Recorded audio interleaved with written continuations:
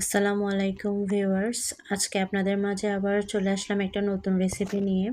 আজকে আপনাদেরকে দেখাবো কিভাবে কাঁচা আমের আচার তৈরি করতে পারবেন খুব সুস্বাদুভাবে ঘরোয়া পদ্ধতিতে। আমের আচার তৈরি করার জন্য আমরা প্রথমে একটা ডেস্কের মধ্যে পরিমাণ মতো সরিষার তেল নিয়ে নিব। আপনারা 1 কাপ বা আধা কাপ নিতে পারেন। এরপর আমরা দিয়ে দিব দালচিনি, এলাচি আর তেজপাতা। আমগুলো প্রথম থেকেই সিদ্ধ করে রাখতে হবে। তারপর হচ্ছে যে এখানে দিয়ে রাখবো আগে থেকে কাটানো রসুন। এরপর রসুনগুলো একটু নেড়ে ছেড়ে কালার আসা পর্যন্ত একটু নাড়তে হবে। এরপর যখন রসুনগুলোর মধ্যে একটু কালার চলে আসবে, এরপর আমরা এর মধ্যে দিয়ে দিব 1 চামচ হলুদ, 1 চামচ মরিচ আর 1 চামচ মশলা। এরপর কষানোর সুবিধার্থে একটু অল্প করে পানি দিয়ে দিব। পানি দেওয়ার পর কিছুক্ষণ আমরা এগুলো নাড়াচাড়া করে ভালো করে কষিয়ে নিব। এরপর কষানো হয়ে গেলে এর মধ্যে আমরা দিয়ে দিব লবণ পরিমাণ মতো। তারপর আরেকটু করে কষিয়ে নেব।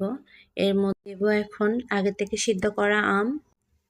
এখন আমগুলো দেওয়ার পরে আরেকটু ভালো করে নাড়াচাড়া করে সবগুলো মিক্স করতে হবে। তারপর আস্তে আস্তে করে নাড়তে হবে। মিক্স করার পরে আমরা দিয়ে দিব 2 চামচ পরিমাণ জিরার গুঁড়া। উপর থেকে দিয়ে দিব। জিরার গুঁড়া দেওয়া হলে দেন আবার নাড়াচাড়া করে ভালো করে কষিয়ে নেব। এরপর দিয়ে দেব আমরা এর মধ্যে গুড়, চিনির পরিবর্তে। গুড়ের পরিমাণ আমরা কম রাখছি, কারণ হচ্ছে যে মিষ্টিটা কম হলেই ভালো লাগে, টকটা একটু বেশি রাখছি। গুড় দেওয়ার পরে এখন আমরা একটু নেড়ে নিব। নাড়াচাড়া করার পরে চিনি দিব 3 চামচ পরিমাণ। 3 চামচ পরিমাণ চিনি দেওয়ার পরে আবার আমরা সুন্দর করে সবগুলো একসাথে মিক্স করব। চিনি দিয়ে নাড়াচাড়া করে এর মধ্যে আমরা দিয়ে দিব চিলি ফ্লেক্স। আমরা 2 চামচ দিয়েছি।